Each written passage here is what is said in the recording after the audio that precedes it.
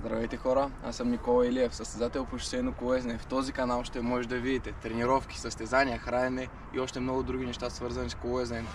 За развитието на канала ми помагат Endurance. Може да ползвате моя код Nicola30 за 30% отстъпка при всяка една ваша поръчка. Добро утро, YouTube! Днес ще направим един Day in a Life. Ще ви покажа как минава долу-горе деня ми, какво закусвам, какво правя. Сега първо, най-важното, трябва да направим закуската. Отваряме хладилника и варим 5 яйца да ги слагаме да се варят и ще се приготвя овеса. Обаче сега слагаме яйцата да се варят и отивам на университет, защото ще закъснея, защото е 9:20 почти. Ето е тайната на успеха. Домашните яйца. Ето това е силата, който ни вярва. Ще повярва много скоро. Цак. Слагаме ги и тук. Цъкаме копченцето.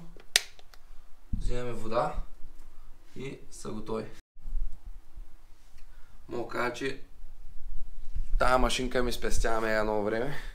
След като сложихме яйцата да се готвят, отиваме да измием очите и се изстрелваме към университета. След него приготвяме овесчето, ще става по-бързо. После малко почивка. После обяд и после ще има тренировка на писта. Даже тук, що след като си измих очите и зъбите, прецених, че имам достатъчно време да ви покажа как се прави закуската. Тук, що водата загря. Сега отварям чая, слагам едно пакетче чай и продължавам да ви показвам.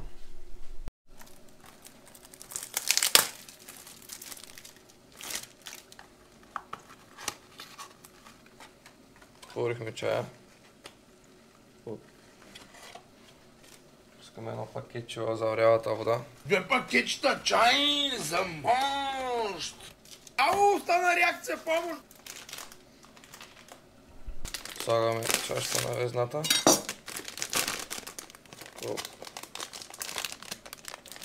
Слагаме 80 грама овес. Днес е малко повече. 88.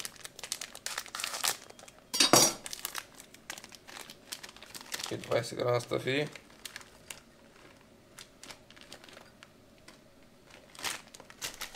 И 10 грама чия.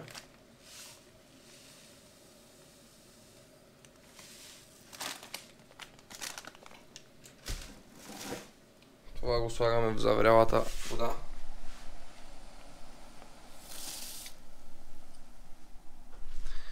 Изчакваме 5 минутки, изключваме котлона и го оставяме на котлона и става. Значи поправихме стаята.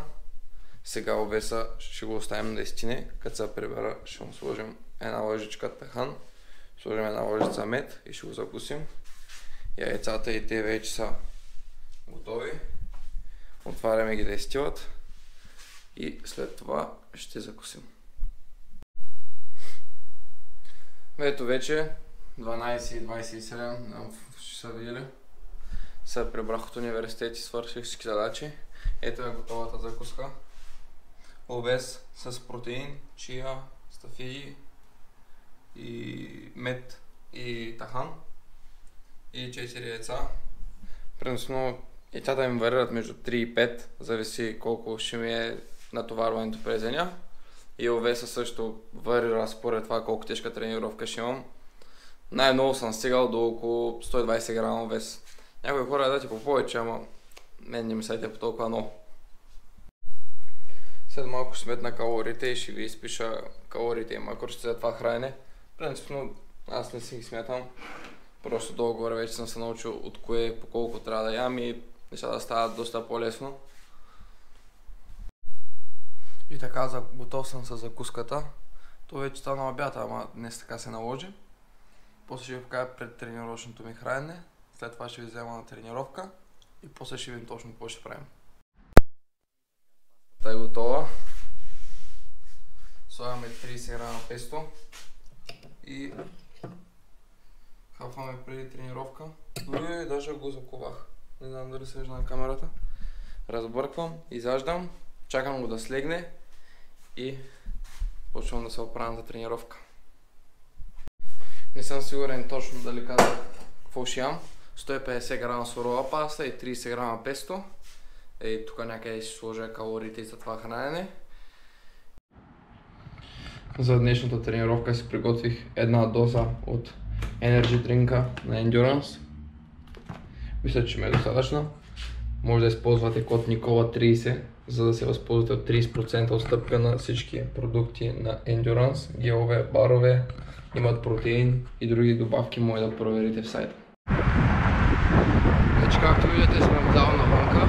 Ще направя 40 минутки леко каране във втора зона, за да мога да поработя организма преди тренировката.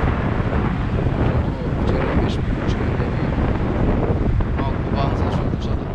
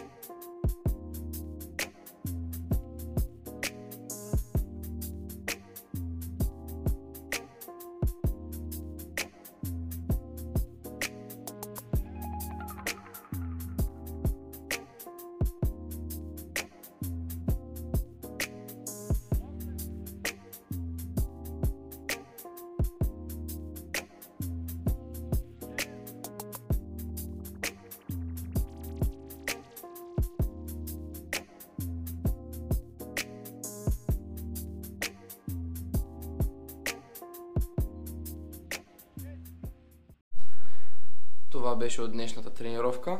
Сега за след тренировъчно хранене и като цяло за вечера ще си приготвя 250 грама паста с около 100-150 грама зеленчуци.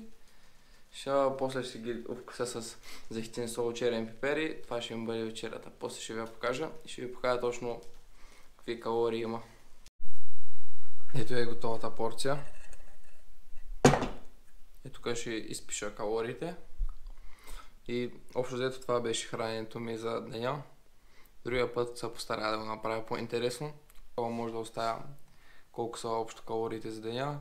Днеска ще са малко по-малко и следващите 2-3 дена, тъй като вчера хапнах малко повече и леко съм се задръстил и днеска на тренировката тотално. Се бях отрязал много зле, много зле се чувствах. И сега няколко дена малко ще отрежа храната, за да може да се възстанови всичко, да ми се изчисти стомаха от всички гадни храни, де съм ял и да може всичко да се дойде на място. Благодаря ви, че гледахте и ще се видим в следващото видео. Чао!